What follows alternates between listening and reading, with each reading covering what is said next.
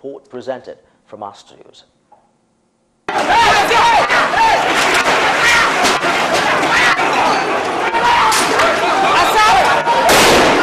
Speaking with journalists, chiefs who witnessed the incident, Charles, Membere and Young Jack, described the attack as uncalled for.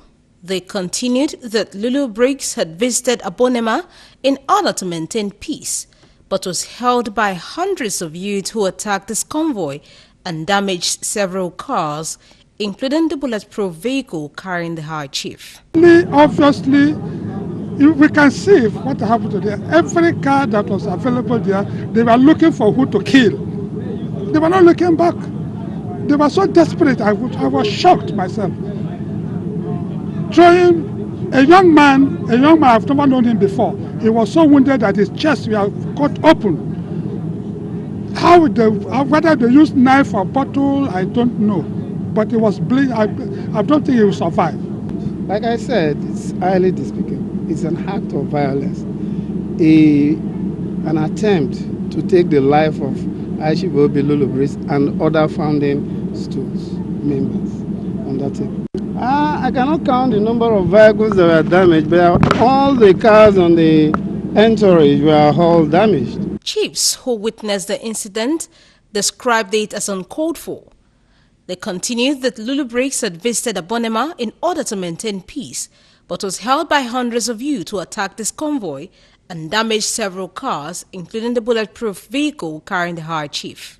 Lulu-Briggs, who spoke through Chief Ibim Iyibo Young Briggs, said there was need for reconciliation of all the factions in the face-off, expressing regret over poor infrastructural development in the area. Amayanabo of Abonema was a title given to the shaman in our cultural tradition. It does not necessarily denote or connote anything concerning kingship or majesty or whatever title or monarch, that our absolute monarch that has been arrogated to the current ruler of Abonema. You cannot be allowed to be used by people that are power hungry. Their desire is to bring a divide. Recall that chairman of the council, Chief Distrial Bobo Babano, was last week suspended from the position of Amayanabo of Abonema based on an allegation of witchcraft leveled against him, while Lulu-Briggs was appointed in acting capacity to man the position till the controversies raised were resolved. Lulu-Briggs, however, sued for peace in Abonema Kingdom, stating that violence and killings would not resolve the issues surrounding the position of the chairman of Abonema Council and development of the area. Kowa Party has decried the state of the Nigerian nation, calling on all stakeholders, especially those in the position of authority, to consider the plight of the masses. Chairman of the party in Oyo State, Alhaji Olaide Olaiwola, says the attitude of leaders is not encouraging, noting that the rate at which the masses are suffering is alarming. Power devolution is the thing to go for. You understand me? We are saying that once power is reduced from top to the states and the local government especially, then the way we see things will change. The duties of our House of Assembly should be redefined. He charged the executive and legislative arms of government in the country to be alive to the responsibilities and initiate policies that will alleviate sufferings. Our party as a party is in for complete transparency. We love things being done as they should be done. And whoever falls foul of the law should be heavily punished according to the law. He also restated the party's position on the need for devolution of power in Nigeria, that to ensure rapid development and transformation in the country. And now to Anambra State, where the People's Democratic party PDP back. Former Nigerian President Olusegun Obasanjo has led a diabetes sensitization walk organized by the Olusegun Obasanjo Foundation in Abeokuta, the Ogun State capital, to create the necessary awareness in the prevention and management of the disease among residents of the state. In company of the State Commissioner for Health, Dr. Babatunde Ikpaye, the Olowo of Iwoland, Oba Abdurrashid Akombi, the former president led the walk across some major streets in the state capital. He and the state commissioner asked diabetic patients to adhere strictly to the treatment and management of the disease through good and healthy lifestyle. You are diabetic, don't be nonchalant about it. Your food, your exercise, and whatever is prescribed for you, you must stick to it. Everybody after the age of 40 have to promptly and regularly, check themselves up and make sure that we pick it as early as possible. That is the first. The Ondo State government, through its health ministry, has now announced the commencement of the November 2017 Maternal, Newborn and Child Health Week in the state. Through a communique issued by the Office of the Commissioner for Health, Dr. Wahab Adegbenro, the one-week-long event is to deliver an integrated package of preventive services known to be highly cost-effective in order to improve maternal and child health survival.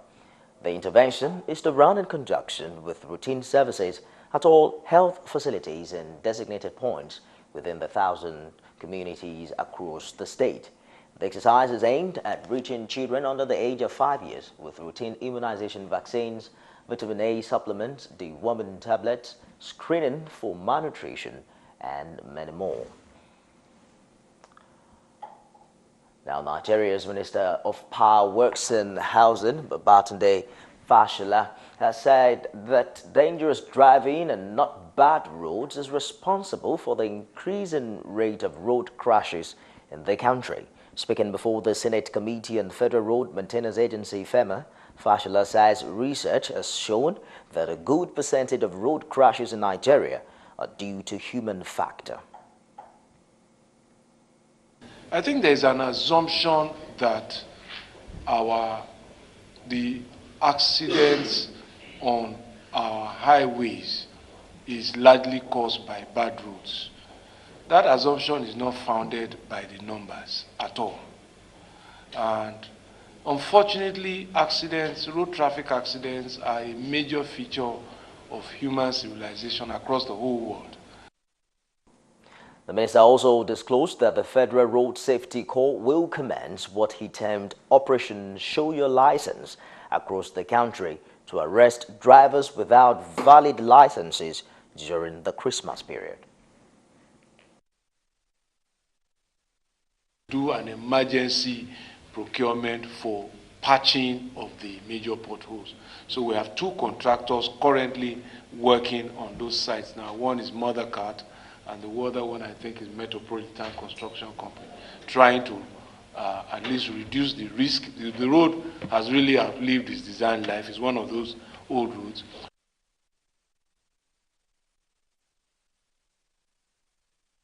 Of accidents on our roads may not be bad roads. That presupposes the way one of our former presidents said one time that people complain about bad road, but they don't know that the bad road helped to save lives. Some of the takeoff tasks that we've embarked on since my resumption, I mentioned preparing and costing work plans, immediate, medium, and long term. We have taken time to review our procurement plans and the status of those procurements as of today. Meanwhile, Ekiti State commercial drivers have assured the general public of the determination to cooperate with the Federal Road Safety Corps to ensure reduction of road crashes during the Yuletide.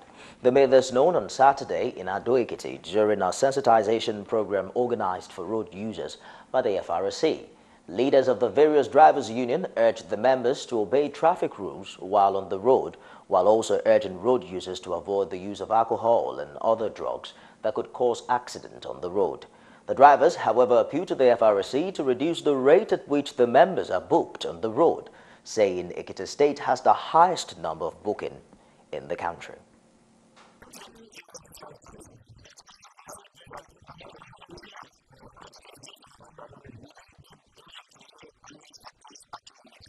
We should have the knowledge of road traffic signs. That is one of the major reasons that cause accidents on our roads. Safety experts from the International Safety Organization Delta State Chapter have called on students and lecturers of the Petroleum Training Institute at Efro, OVA local government area of the state to adhere to safety measures this UTAD. This was the discourse of a two-day workshop organized by the safety organization to partner with the institution. In our workplaces, and every day, 6,300 people die, according to ILO statistics. Every month, 3.7 million people die as a result of accidents, occupational health illnesses, and every year 317 million people die as a result of work-related injuries. Safety is synonymous with PTS. We talk about safety, our institute is known for safety. Students at the workshop also contributed their quotas on safety measures. Kind of asking if there is any way we can get either the soft copy or the hard copies of all this. Incorporate this presentation into our student life. Well, the safety organization is also expected to collaborate with the Federal Road Safety Corps in the state on the sensitization program come Monday, the 27th of November. Scholars from across Nigeria's northern region have gathered in Kano to seek and suggest a second national language in conjunction with English for the country. They say it's no longer enough to have only English as the only lingua franca of the nation, in view of the diverse nature and long-term development of the nation's local culture and languages. Dean of Languages from Sada Turimi College of Education, Dr. Abdulkadir Danjuma, says Hausa, Yoruba or Igbo languages are good enough for the purpose.